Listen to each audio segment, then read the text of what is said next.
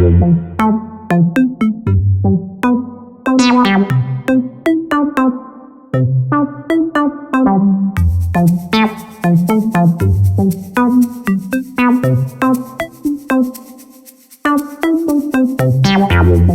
our last speaker today is Jamie, and she is also currently our program coordinator at SIDHI. Jamie graduated with a bachelor's degree in chemistry and a minor in chemical and biomolecular engineering from KAIST in Daejeon, South Korea. She is now preparing to enter a PhD program in August in the field of biochemistry. Her research interests include uncovering disease mechanisms and developing next-generation therapeutics. While on her break, she is working as SIDHI's program coordinator, enjoying her hobbies, and catching up on sleep.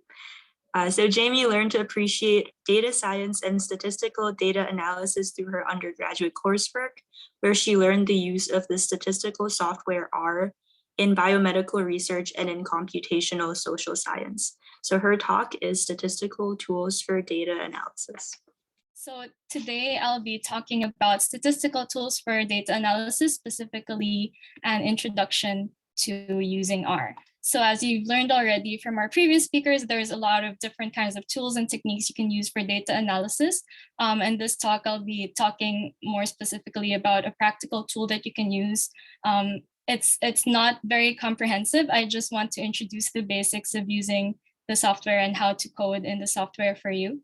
I actually prepared a recorded presentation to show like a practical tutorial. And if you have any questions for me, you can put them in the chat and I'll try to answer them like throughout the talk or after the talk.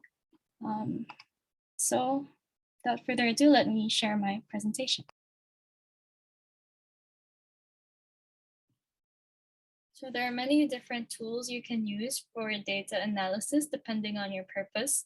There is always Excel, which a lot of us are probably familiar with. It's great for data entry and simple computations and simple graphing. However, it can be limited in terms of its accuracy, and it's quite difficult to visualize very big amounts of data.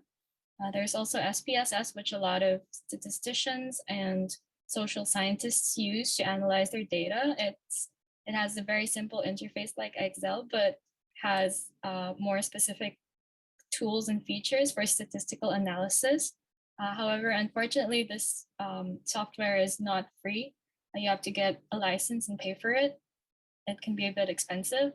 There's also MATLAB, which is also paid, but a lot of scientists and engineers use it for computational analysis of their data. And there's also Python and R, which are both free open source programming languages.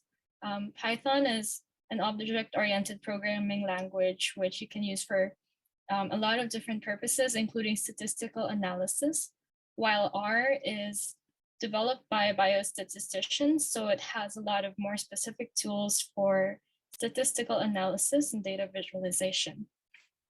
And today we'll be focusing mainly on R. So why are we talking about R? R is, first of all, it's open source and free. You can download it pretty easily. And there's a lot of manipulation of your data. You can analyze your data in a lot of different ways. There are a lot of packages and libraries that are available to help you with your data analysis. And because it's a very popular tool for statistical analysis, there's a lot of community support and tutorials. So if you run into problems with your code, you can always search online and most likely you'll find the answers to your problem there. And one drawback is there's a bit of a learning curve. You have to learn some coding to do it, but it's easy to learn and it's quite fun to learn. And so today I'll be showing you some basics of using R and how to do statistical analysis, as well as a little bit of data visualization with R. And if you want to follow along, these are the two things you'll need. You'll need to download R from this website and also R Studio, which is just a graphical interface that can help you use R more easily. So just a brief overview of what we're going to be doing from now on. First, we're going to look at R in general, so the language in terms that you need and the kind of syntax that we'll be using. And then we'll try to import a data set and perform some statistical analysis as well as a little bit of data visualization on that data set. And finally, I'll show you one project I did that applies data exploration and visualization using R. So when you first open RStudio, this is most likely what you will see first. So here's the console where you can view the output of the code you are running and also where you can type to preview some code. But if you want to write a code and save it for later, you should create a new file. And actually, let me open one file that I prepared for today. So now let's go through a few of the basics of using R first. So this is called a comment. If you put a number sign in front of anything, it's something that's just there as text, as a reminder or a comment, and most people use it to organize their code and to talk about what certain parts are doing, just to make sure that the code you're writing is understandable. So first, let's run the most common command. When you start off, you print hello world, and you can see that it comes out in the console. You can also use R to do math. So you can just simply type the equation you want. And it goes in the order of PEMDAS. So it does this part first and adds this. So you'll get this result here. And also, one of the important things you have to remember is R is an object-oriented programming language. So what this means is it uses a lot of objects and variables. So for example, we say x equals 6. So this means that x is a variable that's assigned the value of 6. And when you run it, you actually can see it here. You can also use this notation. And so when you add the two objects, you get 13. But one thing you have to be careful about is you have to remember what names you've taken already for your objects, because if you reassign it, it will cover up the original value. For example, if we assign x the value of 4, you can see that it changes already right here. So that's one thing to remember. And okay, let's talk about libraries. So R contains a base set of functions that you can use. And what's really nice about it is there are other programmers and other people using R who create these libraries to make certain things easier for you. They create their own functions in R and put it in the library. And to install those, you just simply type install packages and then the name of the package. And these are the 3 most commonly used packages for statistical analysis and data visualization. There's a lot more which you can look up online. So once you install this, you should run library and then the name of the library that you're using. I like to do this before beginning any of my coding, because each time you open a new session, you have to run it. Okay, now you can see the code is running here. By the way, don't be overwhelmed with how much there is coming from here onwards. You don't have to memorize all the names of the function and how to run it and what to run. To be honest with you, in preparing for this session, a lot of the things I had to refresh myself by looking them up online. And there's a lot of tutorials. So even beyond what I show you today, there's a lot you can do with R if you're interested in learning. I'll be showing you a couple of resources that you can use later on.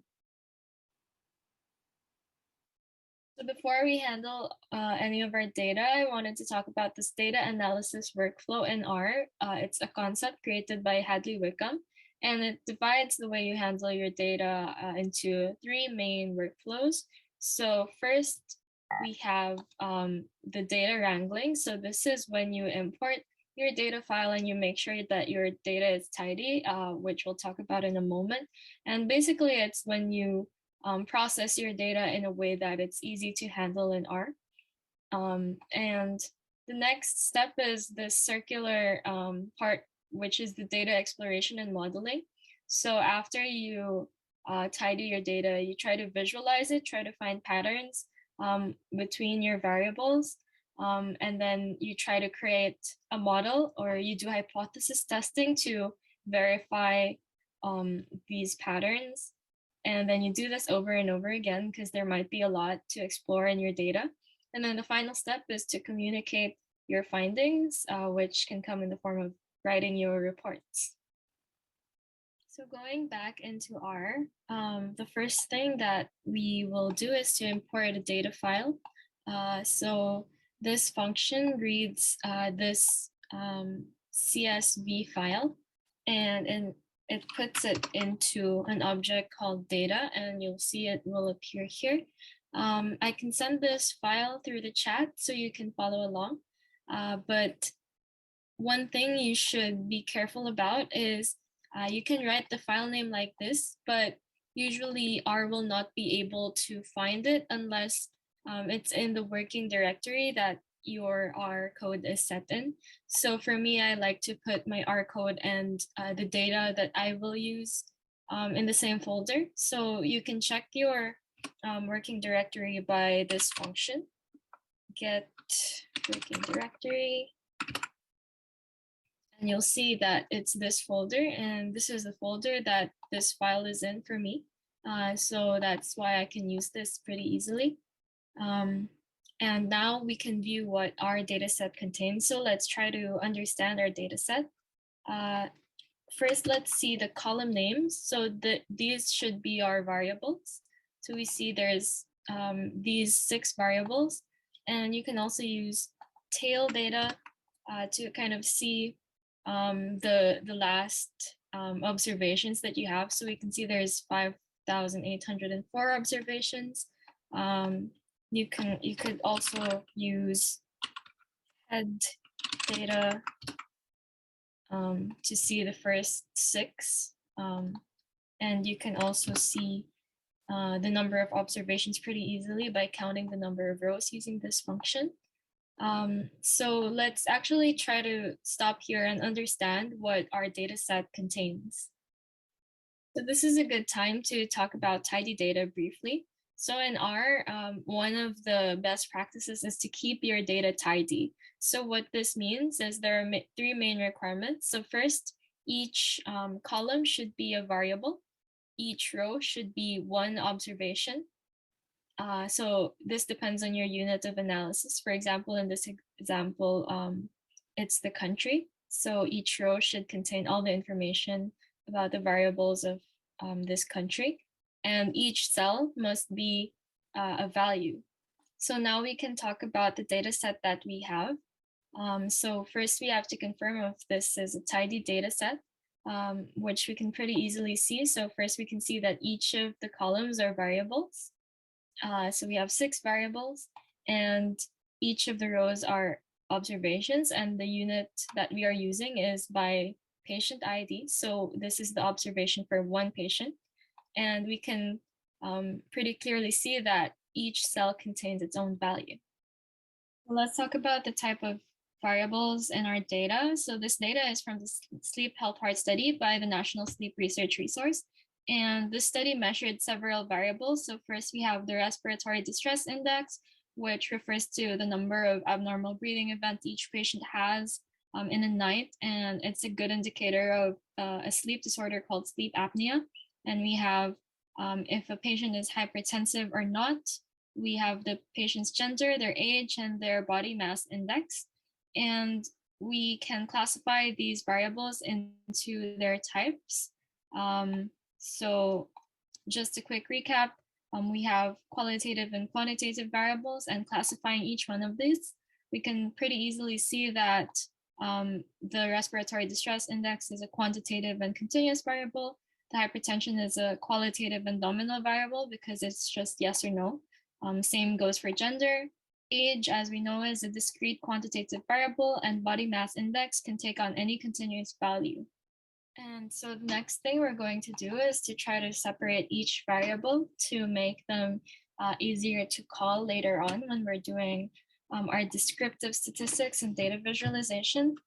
So briefly talking about classes. So when you type class data, this means it will tell you what type of object that your data is, and it says data frame. So basically, a data frame is like a table. So if you view your data, you can see that there are columns and rows. So it's like in a table format, kind of like what you see in Excel. And what you can do with a data frame is called subsetting.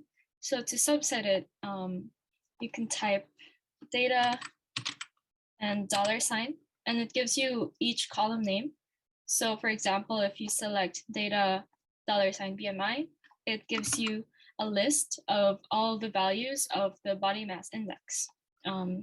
So that's what we're doing. So we're putting the subsetted data into an object called BMI and each of the variable names. So what we're trying to do is to try to make each column easier to call later on. So we're just storing those into their own objects. So what we can do now is do some descriptive statistics of our data. So kind of briefly discussing or recalling this topic.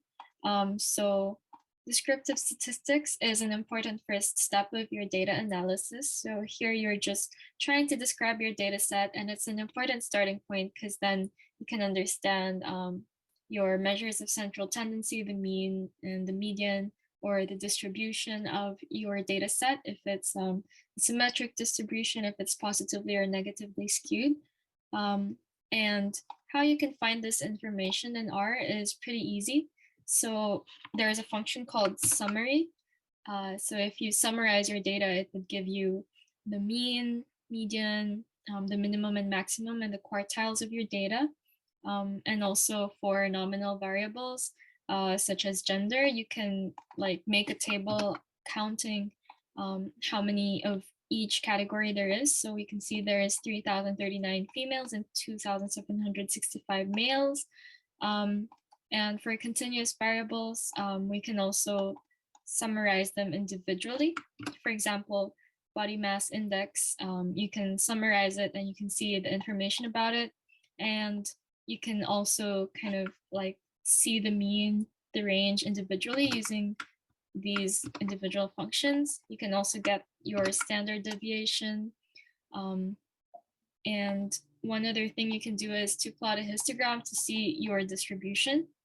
So for example, for body mass index, we can plot it and we can see this is a little bit positively skewed. One other thing you can do is to increase the number of breaks, meaning to kind of change this x-axis. So if you increase the breaks to, let's say 10, we can see kind of a different shape.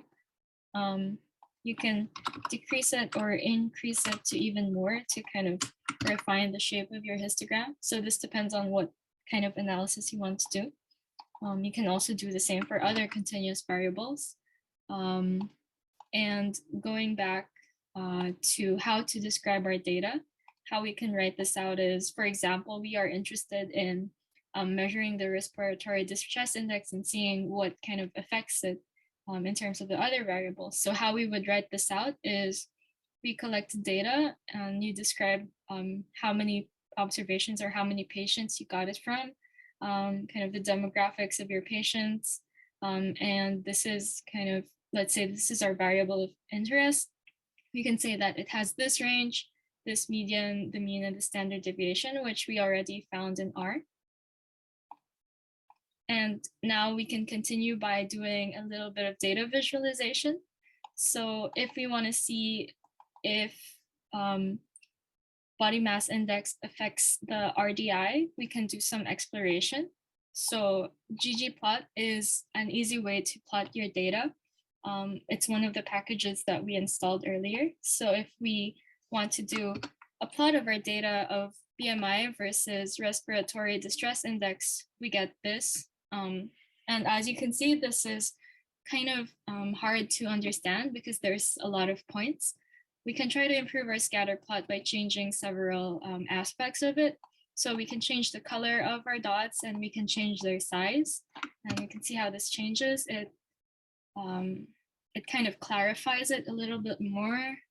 And another thing we can do is to change the transparency of each of these dots. This is a little bit better compared to our first graph. One other thing we can do to kind of clarify this relationship is we can sample our data. So what this does is it samples like 10% of our data. So that's around 580 in this case. And then that sample data we run through kind of the same plotting.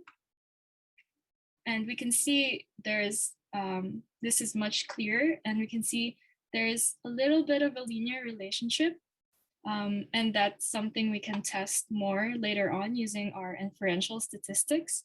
And we can also add information to our scatter plot. For example, we want to distinguish between gender in the dots. So we add this argument, and we can see we get this plot, which kind of shows us the blue dots are male and the pink dots are female. But then we have these weird labels, which are pretty hard to understand. We can also change those labels by changing the x-axis label to BMI, y-axis to respiratory distress index, and this changes the labels of our legend. So finally, we get this type of plot. It takes a little bit of time to load. We can see this plot, and now there are several ways we can use to save this plot. We can simply export it and save it as an image and like kind of indicate where you want to save it in your computer. And you get that as either a PDF or an image file. So what we've done so far is to try to explore and visualize our data to see if there's any patterns. And through the scatter plot, we see that there might be some sort of linear relationship between body mass index and respiratory distress index. And one thing we can do to kind of verify this hypothesis is through linear regression. So what linear regression does is it tries to explore and analyze the relationship between two variables. And how you code this in R is using this simple function LM. And then here you have your dependent variable, and here is your explanatory variable. So basically your x-axis. And also this is the data set that that you're using. So what we're doing now is constructing a linear regression model, and you can summarize it and you can see all these values. So let's try to understand what each of these values mean. So the first thing we can look at are the coefficients. So we have them right here, and we have the intercept, and this is kind of the coefficient before the explanatory variable, which is BMI in our case. So our regression model came up with this formula, and now we have to kind of determine if this is a valid linear regression model. So next we can look at this p-value. So p-value, it means if the predictors are meaningful or not. So if it's less than 0.05, it means that these predictors actually mean something. So we can see that both are extremely small values. So it means that these predictors are actually meaningful. And another thing that we have to check is if the model is a good fit, which is seen through the R-squared value. The closer it is to 1 generally, the better fit your model is. As we can see, this is pretty low. So even though there might be some relationship from these predictors, our model might not be that accurate. And one other thing we can look at is the residuals. So what this means is how far each actual data point is from our predicted model. The closer it is to 0, the better our model generally is. So if we look at R again to kind of confirm these aspects, we can try to plot our results and see our linear regression line. So we see this, and we can plot the residuals as well. And generally the residuals have to have a very random distribution for the model to be accurate. But in this case, we can see that it's not very random. It's clustered around this area. And as we saw earlier, also our R-squared value is not that good. So this simple model might not be enough to explain our data. So what we can do is kind of to transform the data or to add more variables to make it a multiple linear regression. It's pretty easy to do in R, but let's stop here for now. And we can talk about some other sorts of inferential statistics that you can do in R. So one of the most common tools that we use for inferential statistics and hypothesis testing is called the t-test. So what the t-test does is it compares the means of two sample distributions and sees if there's any significant difference between them. So there are three types. There's the one sample t-test and paired and independent two sample t-tests. And I'm gonna try to explain this a little briefly using R.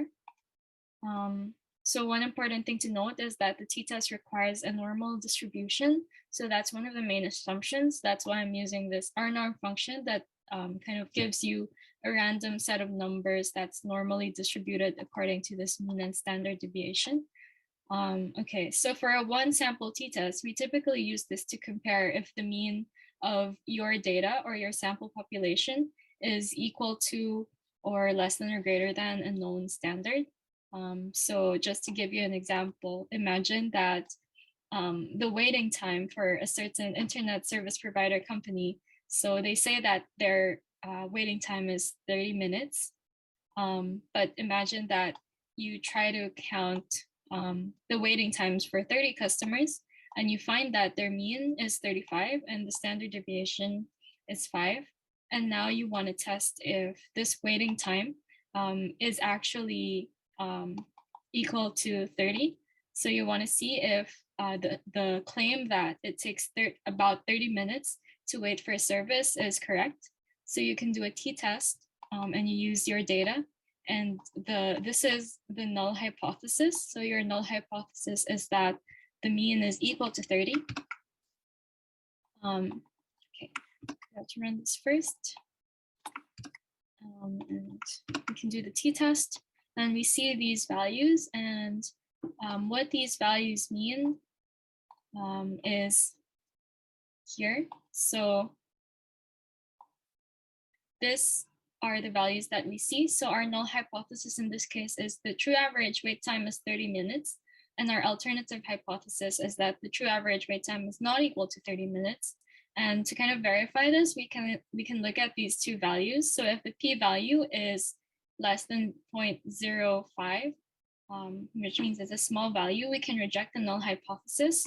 So we can say that the average wait time is not equal to 30 minutes, and the true mean lies between 31 to 35 minutes.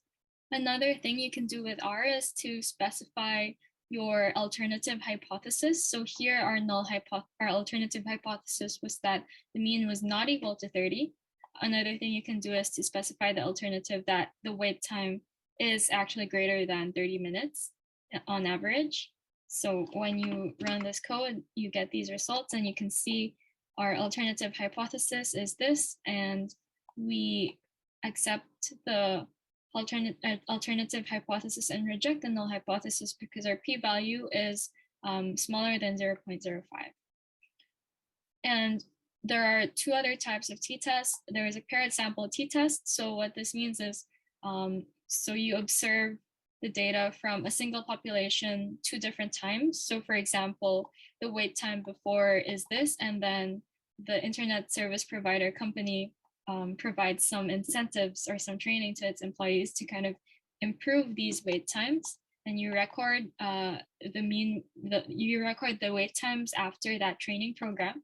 So that means that you're doing a paired sample t-test, and you can specify this by saying paired equals true and putting in both the wait time before and wait time after. So when you run it, you can see that the p-value is greater than 0.05. So that means that we fail to reject the null hypothesis. And our null hypothesis is that the true difference in means is equal to 0. So that means that the wait time did not improve after the incentive or training program. Another type of t-test is 2 sample independent t-test. So this is when you have two different groups of people and you want to see if the means or the average between them is different or the same. So let's go back to our sleep health heart study data. So we want to filter the data from the female participants and the male participants. And we want to see if there is a difference between the average respiratory distress index between the groups of male and female participants. And if we run this test, we can see that our p-value is very small again, and we can say that we reject the null hypothesis, and we can say that the true difference in means is not equal to 0, which means that there is some significant difference between the means and the respiratory distress index between the two groups. So those are some of the types of statistical tools and analysis that you can do with R, and I wanted to briefly show you what else you can do with R. So this is one project that I did last year. So it's an analysis of the political information sharing and discourse on Twitter about the 2022 Philippine presidential elections. So I was actually able to use R to gather data. So there's a package that lets you gather data from Twitter. And I tried to do some quantitative and qualitative analysis as well as some sentiment analysis. So just briefly, I'm showing you what I found. So in R, you're able to like plot time series. So I was able to see how many tweets each of these 4 candidates were tweeting at a certain point in time. You can see there are spikes in some periods which are corresponding to some elections periods as well as the COVID pandemic. And I was also able to visualize how many number of favorites and retweets there are in total for the tweets of each candidate. And I actually was also able to do some word clouds. So that's something you can do with R. You have to clean your data and do some processing before, of course, but it's pretty easy to do word clouds if you have like text data that you need to analyze. And there's also sentiment analysis. So there are also packages in R that you can use to analyze the sentiments in your text data. And that's what I have for you today. Thanks for listening. And if you're interested in learning more about R, there are a bunch of resources that you can use. We'll be sending this by email as well after the session. And I would be happy to answer any questions you have for me right now.